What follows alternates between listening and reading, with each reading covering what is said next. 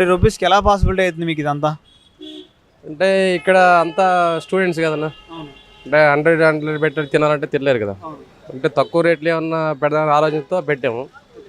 Okay, బాగానే success అయింది.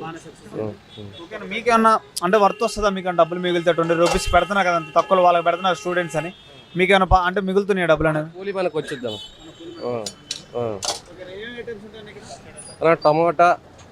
Tomato veg, sambar, lemon, curd, గోంగూర ఇంటికాడ ఇంట్లోనే ప్రిపేర్ చేస్తాం. ఫ్యామిలీ ఇక్కడికి వచ్చి పెడతాం. అక్కడ బ్రదరు.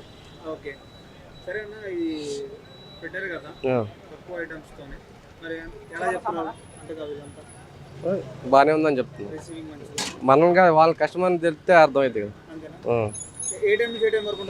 11:30 నుంచి స్టార్ట్, అంటే 2:30, 3